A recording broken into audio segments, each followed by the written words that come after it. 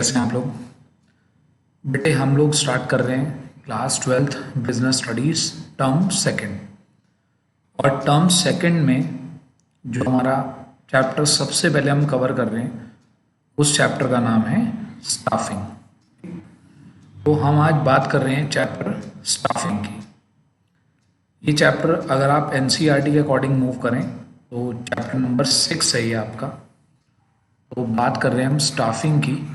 इससे पहले हमने जो चैप्टर कंप्लीट करे हैं टर्म 1 में, वो आपने करे थे फंक्शंस ऑफ मैनेजमेंट में। एक तो आपने चैप्टर किया था प्लानिंग और एक आपने किया था ऑर्गेनाइजिंग। अब अगर किसी को टर्म 1 के चैप्टर नहीं भी आते तो कोई ऐसी प्रॉब्लम वाली बात नहीं है, हम स्टाफिंग तब भी समझ सकते हैं अगर हमें ऑर्गेनाइजिंग और प्लानिंग नहीं आते तब भी। क्लियर? सबसे पहले बात करते हैं स्टाफिंग क्या होती है।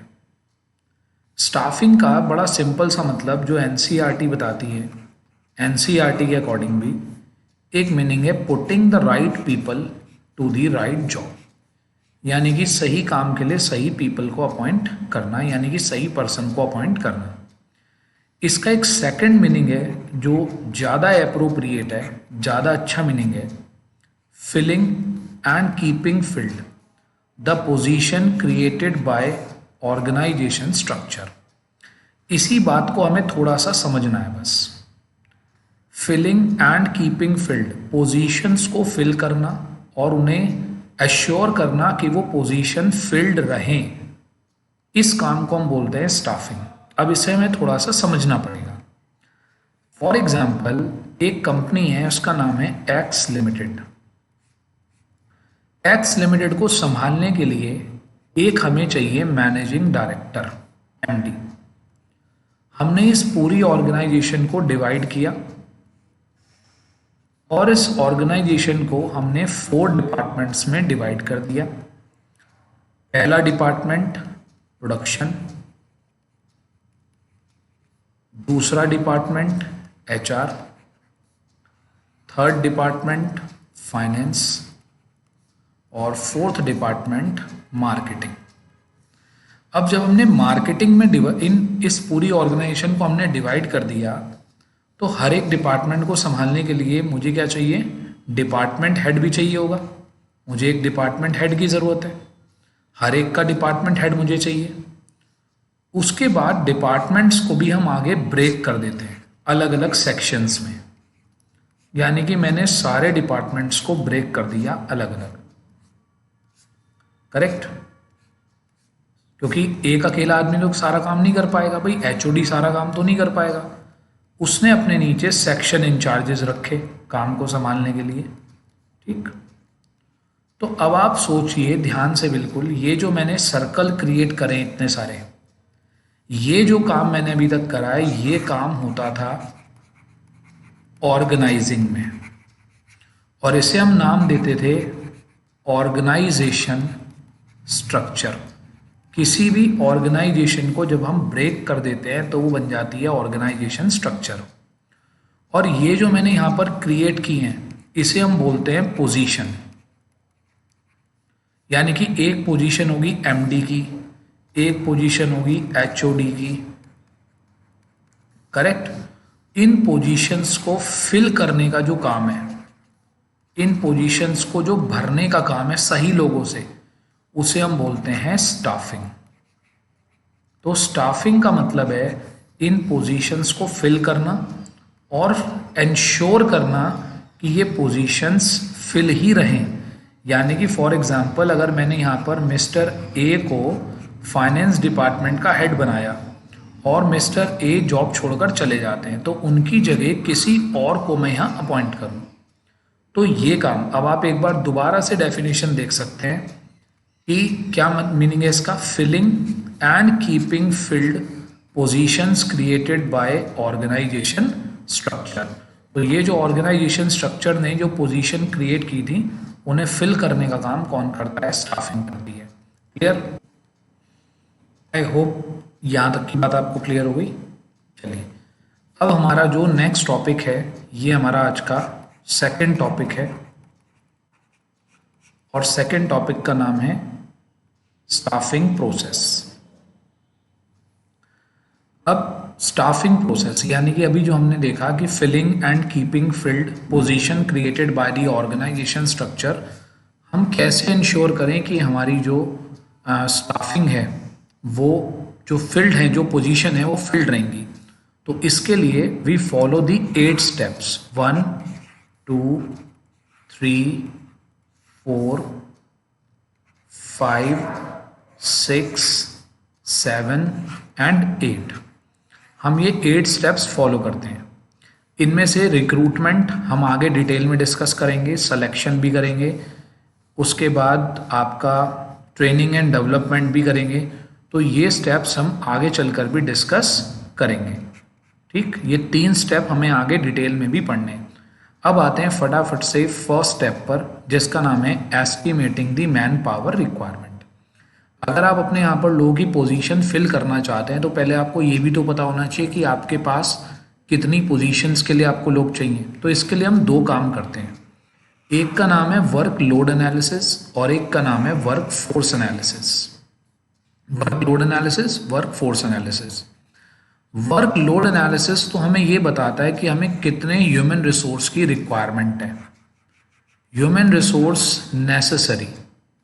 और वर्क फोर्स एनालिसिस हमें ये बताता है कि हमारे पास अवेलेबिलिटी कितनी है। फॉर एग्जांपल, हमें 100 लोगों की ज़रूरत है, 100%।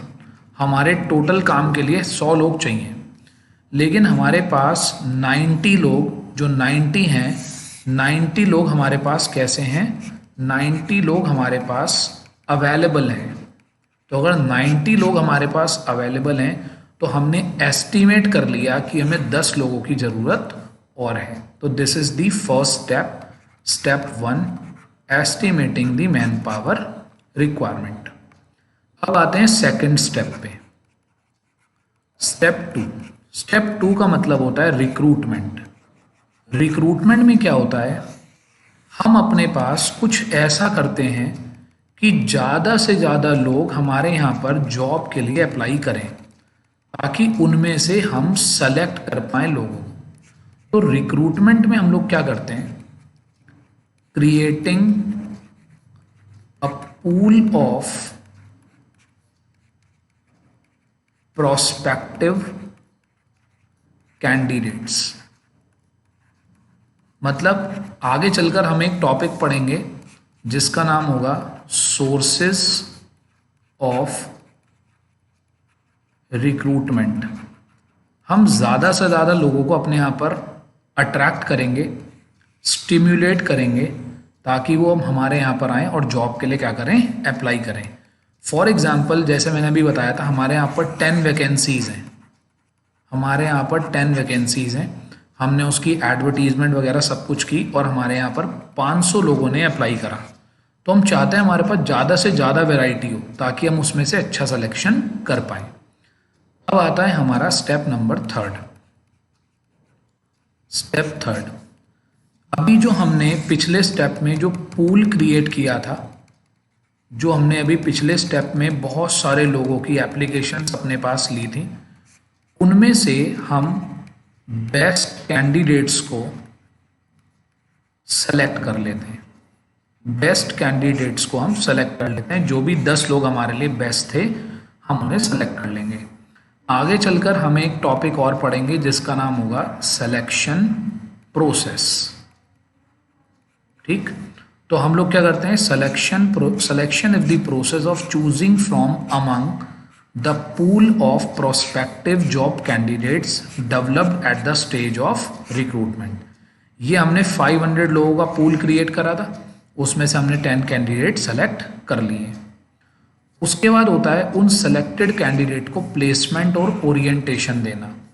ये होता है हमारा स्टेप 4। प्लेसमेंट का मतलब होता है उन्हें उनकी जॉब बताना।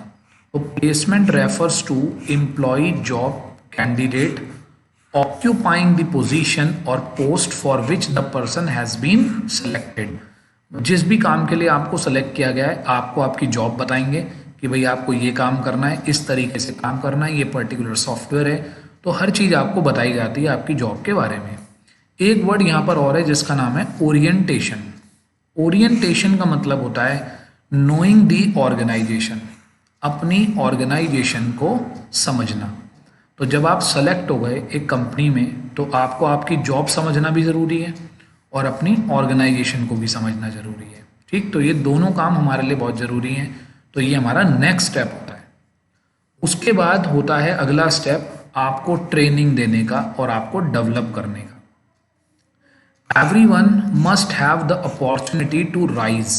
हर एक को एक चांस मिलना चाहिए कि वो राइज करे, वो अच्छा परफॉर्म करे, और इसके लिए उसे दी जाती है training. The best way to provide such an opportunity is to facilitate employ learning.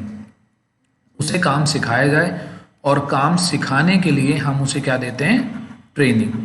एक ट्रेंड एम्प्लॉय ज़्यादा अच्छा रिसोर्स होता है किसी भी ऑर्गेनाइजेशन के लिए, और लगातार जब वो अच्छा परफॉर्म करता जाएगा तो उसकी क्या होगी, डेवलपमेंट होगी। क्लियर? तो ट्रेनिंग देते हैं और साथ ही साथ हम उसे क्या करते हैं, डेवलप करते हैं। ये हमारा हो गया स्टेप 5।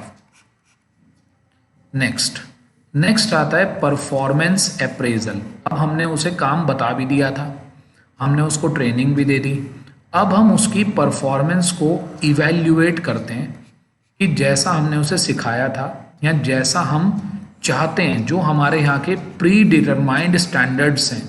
भाई मैं ये चाहता हूँ कि एक वर्कर, एक मेरा एम्प्लॉय है, सपोज करिए मेरी एक इंश्योरेंस कंपनी है और हमारे यहाँ का स्टैंडर्ड है कि 1 मंथ में एक हमारा इंश्योरेंस एजेंट 10 पॉलिसीज करे, और 1 महीना हो चुका और हमारे एम्प्लॉय ने अभी तक केवल 2 पॉलिसी की हैं। तो इसका मतलब ये तो है हमारा स्टैंडर्ड जो होना चाहिए था, और ये है एक्चुअल जो हुआ। इसके बेस पर हम करते हैं उसका परफॉर्मेंस अप्रेजल, यानी कि उसकी परफॉर्मेंस को चेक करते हैं। परफॉर्मेंस अच्छी होती है, अब सपोज करिए 10 की जगह हमने दिया था उसे 10 का टारगेट और उसने कर दी 15 पॉलिसी, तो भाई उसकी परफॉर्मेंस तो बहुत अच्छी है, तो उसको अकॉर्डिंगली उसको प्रमोशन भी मिल सकता है, उसको बोनस भी मिल सकता है। तो अब हम उसकी परफॉर्मेंस को करते हैं चेक। तो ये होता है हमारा step 6। Next is promotion and career planning. अगर आपका पिछला स्टेप, ये वाला स्टेप अगर आपका अच्छा है, पॉजिटिव है, ठीक, तो आपको मिलेगा प्रमोशन, और प्रमोशन होता है शॉर्ट टर्म और करियर प्लानिंग होती है लॉन्ग टर्म। ठीक, प्रमोशन मतलब आपको अच्छे लेवल की एक्टिविटी दी जाएंगी, आपको ऑर्गेनाइजेशन में अच्छी हायर पोस्ट दी जाएगी, तो वो हमारा प्रमोशन। लास्ट स्टेप आता है हमारा स्टेप 8। स्टेप 8 होता है कंपनसेशन। कंपनसेशन मतलब उसकी वेजेस और सैलरी वगैरह डिसाइड करना। अब आप सोचो, इनमें से अगर किसी भी स्टेप में आपने गड़बड़ की तो आपकी जो पोजीशन फिल करने वाली बात थी वो यहाँ तो फिल नहीं हो पाएगी, और अगर फिल हो भी गई तो बहुत जल्दी वो दोबारा से खाली हो जाएगी। तो यानी कि हमें ये सारे स्टेप इसलिए अच्छे से फॉलो करने हैं ताकि हम एक बार जिस एम्प्लॉय को अपॉइंट करें वो लॉन्ग टाइम तक हमारी ऑर्गेनाइजेशन में अपॉइंट रहे। करेक्ट? तो all organisation need to establish wage and salary plans for their employ. There are price of the job needs to be determined. Compensation therefore refers to all forms of pay and rewards. चाहे बेटे उसमें wages हो, चाहे salary हो, चाहे bonus हो, चाहे free benefits हो, ये सब कहीं ना कहीं रिवॉर्ड या कंपनसेशन का पार्ट होते हैं। आई होप यहाँ तक की बात आपको क्लियर होगी। ठीक, तो चलेंगे नेक्स्ट क्लास में हम आगे का एक टॉपिक करेंगे। अगर आपको कहीं भी कोई प्रॉब्लम आती है आप मुझे मेल कर सकते हैं, ठीक, और कमेंट सेक्शन में आप बता सकते हैं आपको जो भी प्रॉब्लम हो। Thank you, have a nice day.